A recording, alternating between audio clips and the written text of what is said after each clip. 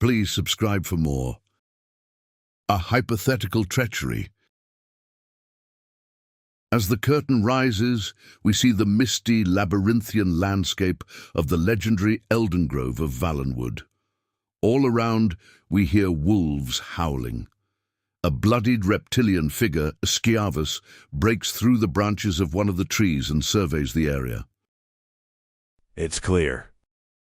Inzolia, a beautiful dark elf mage, climbs down from the tree, helped by the barbarian.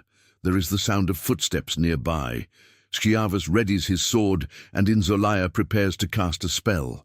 Nothing comes out. You're bleeding. You should have Dolcettus heal that for you. He's still drained from all the spells he had to cast down in the caves. I'm fine. If we get out of this and no one needs it more, I'll take the last potion of healing. Where's Malvasian? Malvasian, a high elf battle mage, and Dolcettus, a Cyrodiil healer, emerge from the tree, carrying a heavy chest between the two of them. They awkwardly try to get down from the tree, carrying their loot. Here I am, though why I'm carrying the heavy load is beyond me.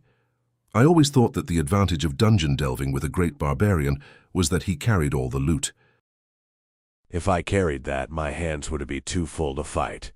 And tell me if I'm wrong, but not one of the three of you has enough magicka reserved to make it out of here alive. Not after you electrified and blasted all those homunculuses down below ground. Homunculi. Don't worry, I'm not going to do what you think I'm going to do. What's that? Kill you all and take the ebony mail for myself. Admit it, you thought I had that in mind. What a perfectly horrible thought. I never thought anyone, no matter how vile and degenerate. Why not? He needs porters, like he said. He can't carry the chest and fight off the inhabitants of Eldengrove both. By Stendar, of all the mean, conniving, typically Argonian. And why do you need me alive? I don't necessarily. Except that you're prettier than the other two, for a smooth skin, that is. And if something comes after us, it might go for you first. There is a noise in some bushes nearby. Go check that out. It's probably a wolf. These woods are filled with them. You check it out. You have a choice, Inzolia. Go, and you might live. Stay here, and you definitely won't. Inzolia considers and then goes to the bushes. The King of Sylvanar will pay good money for the mail, and we can divide it more nicely between 3 than 4. You're so right. Inzolia suddenly levitates up to the top of the stage. A semi-transparent ghost appears from the bush and rushes at the next person, who happens to be Skyavus. As the barbarian screams and thrashes at it with his sword, it levels blasts of whirling gas at him. He crumbles to the ground. It turns next to Dolcettus, the healer, and as the ghost focuses its feasting chill on the hapless Dolcettus, Malvasian casts a ball of flame at it that causes it to vaporize into the misty air. Inzolia floats back down to the ground as Malvasian examines the bodies of Dolcettus and Skyavus, who are both white-faced from the draining power of the ghost. You had some magicka reserved after all. So did you. Are they dead? Malvasian takes the potion of healing from Dolcettus's pack. Yes, fortunately the potion of healing wasn't broken when he fell. Well, I guess this leaves just the two of us to collect the reward. We can't get out of this place without each other. Like it or not. The two battle mages pick up the chest and begin plodding carefully through the undergrowth, pausing from time to time at the sound of footsteps or other eerie noises. Let me make sure I understand. You have a little bit of magicka left, so you elected to use it to make Skyavus the ghost's target, forcing me to use most of my limited reserve to destroy the creature, so I wouldn't be more powerful than you. That's first-rate thinking. Thank you. It's only logical. Do you have enough power to cast any other spells? Naturally. An experienced battle mage always knows a few minor but highly effective spells for just such a trial. I take it you too have a few tricks up your sleeve? Of course, like you said. They pause for a moment before continuing as a fearful wail pierces the air. When it dies away, they slowly trudge on. Just as an intellectual exercise, I wonder what spell you would cast at me if we made it out of here without any more combat.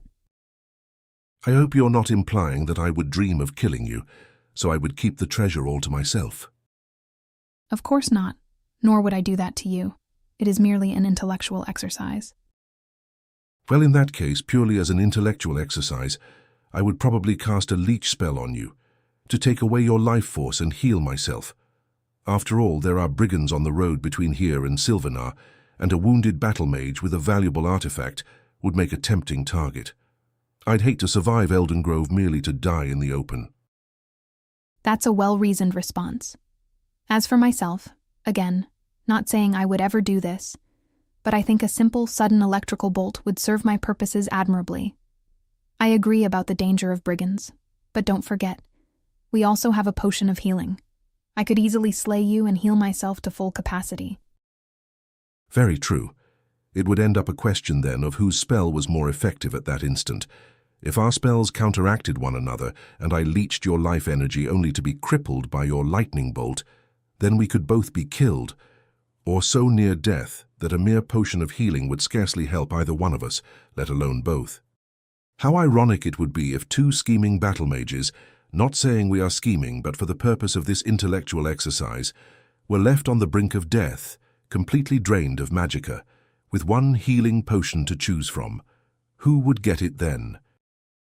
Logically, whoever drank it first, which in this case would be you since you're holding it.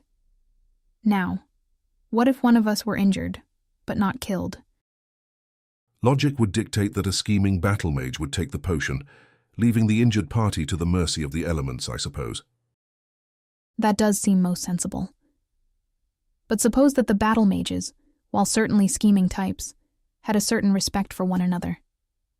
Perhaps in that case, the victorious one might, for instance, put the potion up a tree near his or her gravely wounded victim. Then, when the wounded party had enough magicka replenished, he or she would be able to levitate to the tree branches and recover the potion. By that time, the victorious battle mage would have already collected the reward. They pause for a moment at the sound of something in the bushes nearby. Carefully, they climb across the branches of a tree to bypass it.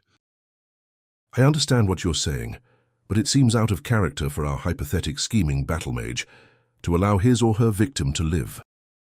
Perhaps. But it's been my observation that most scheming battle mages enjoy the feeling of having bested someone in combat and having that person alive to live with the humiliation.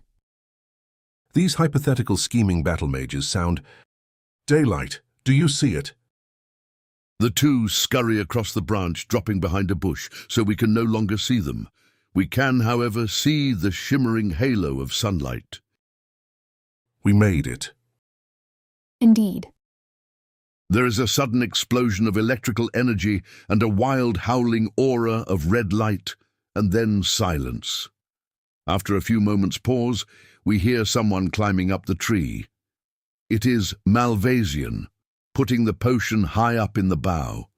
He chuckles as he climbs back down, and the curtain drops. Epilogue. The curtain rises on a road to Sylvanar. A gang of bandits have surrounded Malvasian, who is propped up on his staff, barely able to stand. They pull his chest away from him with ease. What have we got here? Don't you know it ain't safe to be out on the road all sick like you are? Why don't we help you with your load? Please, let me be. Go on, spellcaster, fight us for it.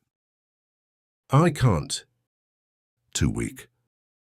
Suddenly, Inzolaya flies in, casting lightning bolts from her fingers at the bandits, who quickly scramble away. She lands on the ground and picks up the chest. Malvasian collapses, dying. Hypothetically, what if a battle mage cast a spell on another which didn't harm him at once, but drained his life force and his magicka, bit by bit, so he wouldn't know at the time, but feel confident enough to leave the potion of healing behind? A most treacherous battle mage she'd be. And hypothetically, Would she be likely to help her fallen foe so that she could enjoy the humiliation of him continuing to live? From my experience, hypothetically, no. She doesn't sound like a fool. As Inzalaya lugs the chest off towards Sylvanar and Malvasian expires on the stage, we drop the curtain. Please subscribe for more.